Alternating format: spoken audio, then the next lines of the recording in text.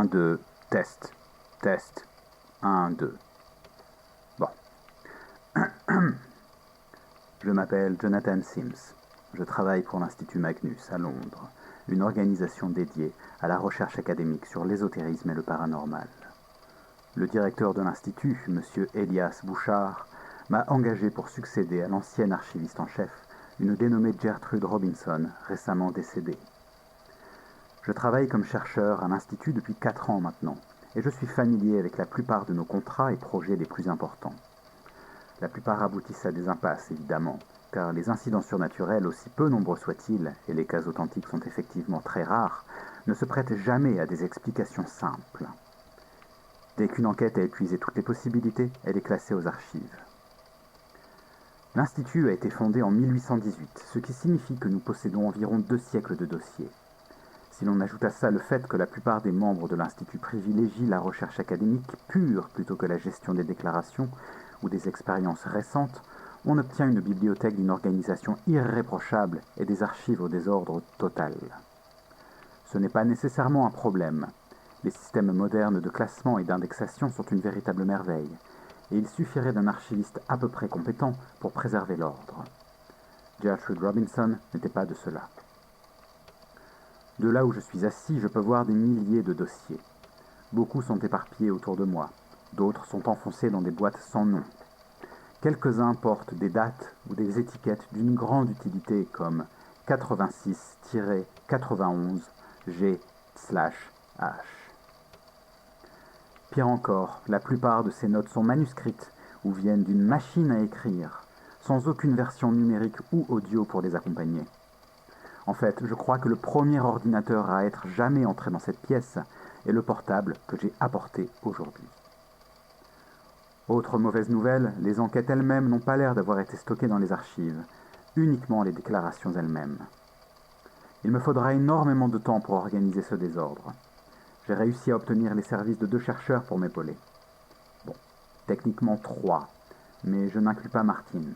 Il est susceptible de n'engendrer que des retards.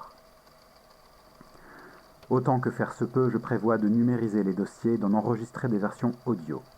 Mais uniquement sur cassette, car mes essais de transfert sur mon portable ont entraîné de significatives distorsions auditives.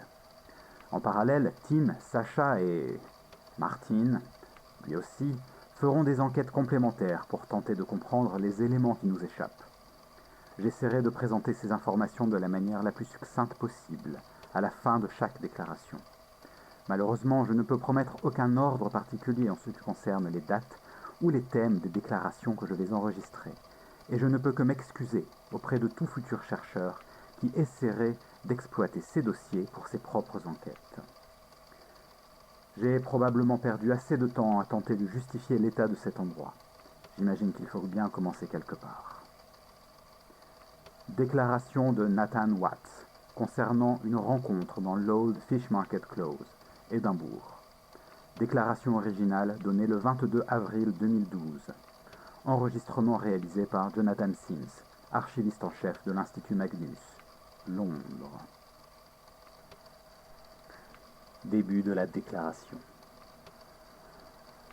Tout cela s'est passé il y a quelques années, et je suis désolé si certains détails sont un peu flous.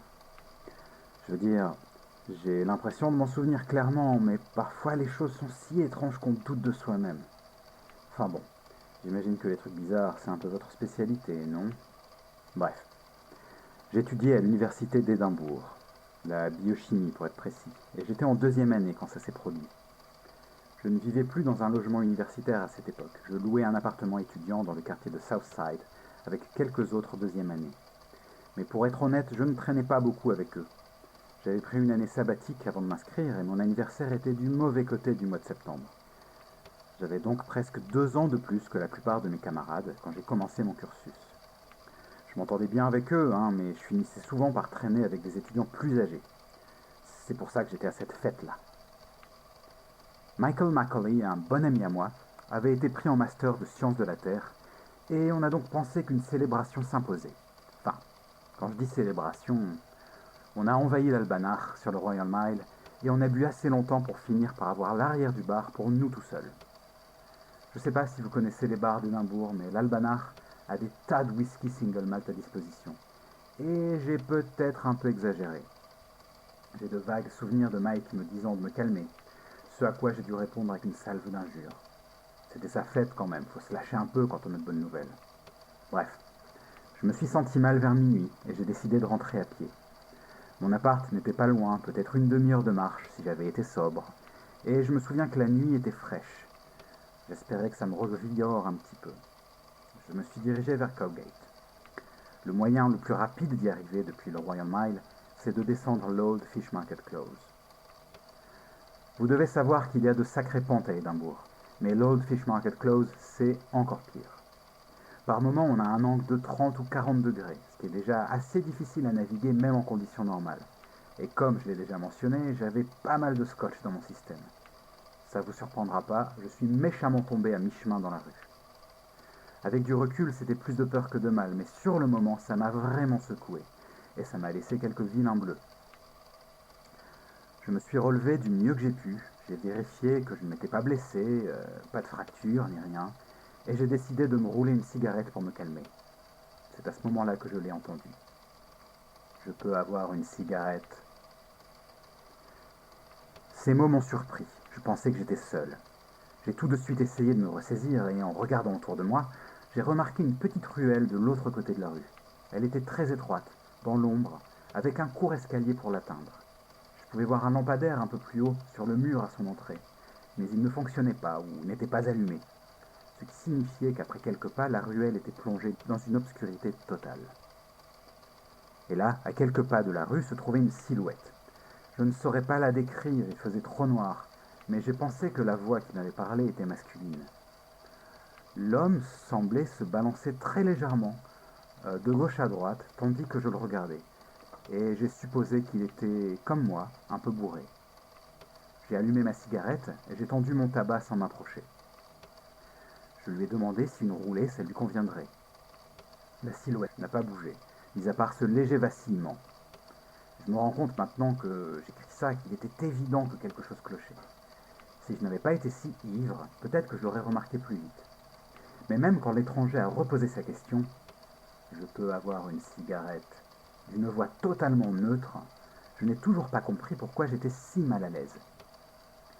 J'ai fixé l'inconnu et, alors que mes yeux commençaient à s'ajuster à la pénombre, j'ai pu distinguer plus de détails.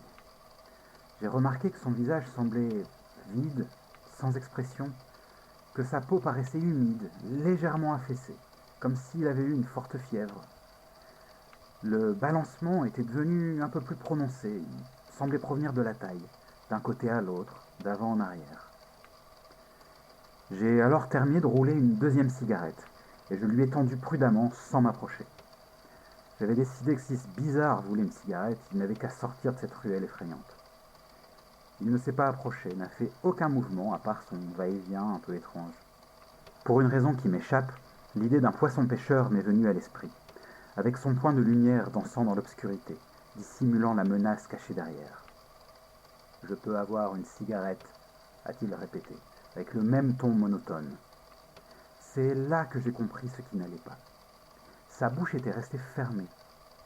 Je ne sais pas qui prononçait ces mots, mais ce n'était pas la silhouette dans la ruelle. J'ai regardé ses pieds et je me remarquai qu'il ne touchait pas vraiment le sol. La silhouette de l'étranger était comme surélevée, suspendue. C'est pour ça qu'il balançait doucement d'un côté à l'autre.